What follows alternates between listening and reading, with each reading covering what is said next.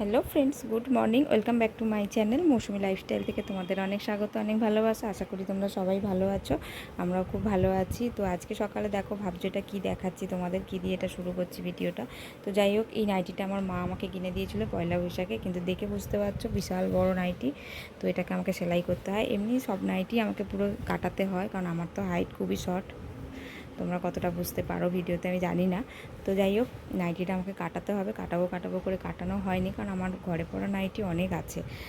তো বাড়িতেও আছে অনেক নাইটি, বাড়িতে গেলে অসুবিধা হয় না, 3-4টে রয়েছে। বা এখানে পরারও আমার অনেকগুলো নাইটি, তো এটা পরেই ছিল। তো আজকে ভাবলাম একটু কাটাতে যাব, মানে সেলাই করতে দিতে যাব। তো সেই জন্য তোমাদের সাথে একটু শেয়ার করলাম। আর আমি যাব কালকে বাড়ি, কারণ রোববার আমাদের একটা অনুষ্ঠান আছে, সেটা তোমরা সেই ব্লগও তোমরা পাবে। তো যাই হোক, আর এই দেখো সকাল থেকে একটু ব্যাগ গোছানো শুরু হয়ে গেছে। আমি কালকে বাপের বাড়ি যাব। তো যাই হোক, আর এই নাইটিটাও নিয়ে যাব, এটা পুরনো নাইটি, এটাও একটা নিয়ে যাব। আর তো যেখানে যেতে যাবো সেখানেও হয়তো তোমাদের সাথে একটু শেয়ার করব। আর নাইটিগুলো যেটা বলছিলাম, আমাকে অনেকটা কাটাতে হয়, ঝুলও কাটাতে হয়। এই যে দেখো, ঝুলটাও অনেকটা কাটাতে হয়, আর বডি সাইডও অনেকটা করে সেলাই করতে হয়, মানে অনেকটা করি, কারণ ফ্রি সাইজেরই মা সবসময় নাইটিগুলো কেনে। আর ফিটিংস করার পর দেখতে মনে হয় না যেটা ফ্রি সাইজ ছিল। তো সেটাই আজকে দিতে যাব, কারণ এই নাইটিটা আমি নিয়ে যাব রোববার দিনকে পরবো।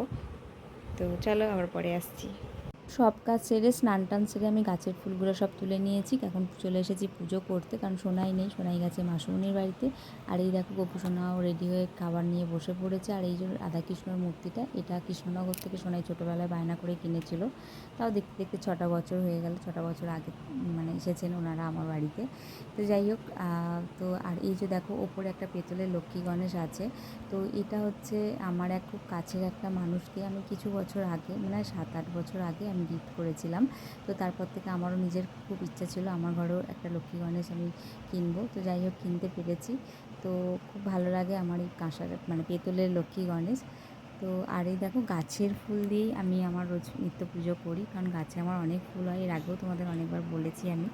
তো বাজার থেকে বেশি ফুল কিনতে হয় না। আর এই দেখো ছোট্ট ছোট্ট গোপালের জামাগুলো বেশ সুন্দর দেখতে লাগে। তো যাই হোক, আমি ধুয়ে শুকুর দিচ্ছি, তাই তোমাদের সাথে একটু শেয়ার করলাম। খুব ভালো লাগে গোপালের ছোটো ছোটো জামাগুলো। আমি সব জামাগুলো ঘুরিয়ে ফিরিয়ে ওকে পরাই। তো এই গরমের জন্য কিছুদিন জামা পরাতাম না। তো যাই হোক, এখন জামাগুলো পরাচ্ছি, কারণ বৃষ্টি পড়ছে, ওদেরও তো ঠান্ডা ঠান্ডা লাগে।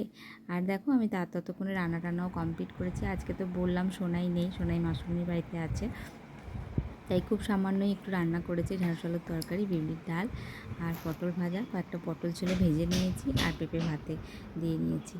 তো করে এবার খেয়ে দিয়ে উঠে একটু রেস্ট করে আর এই যে চলে যাব, আমি আমার ভিডিও করে নিজেই দেখাচ্ছি একটু, কারণ আজকে তো আর শোনাই নেই। তো যাই হোক, আমি বেরিয়ে পড়লাম। আর সোনাই যাবে পড়তে 5টার সময়, এখন বাজে 5টা। তো আমি বেরিয়ে ওকে ফোন করলাম যে তুইও নিচে নাম, আমিও যাচ্ছি। তো দেখো দূরে সোনাই দাঁড়িয়ে আছে, তোমরা দেখতে পাচ্ছ কি না বুঝতে পারছি না। এই যে দেখো দাঁড়িয়ে আছে। তো চলো।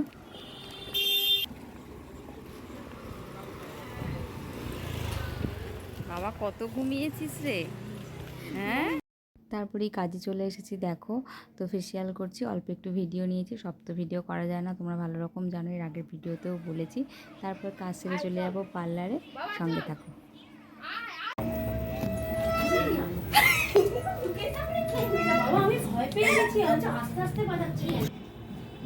গ্যাস ফ্যাস নিয়েছে, তুই প্রথমে ভয় পেয়ে গেছিস তো, ভাবছে কে পুলিশ পুলিশ এলো রে ভাই।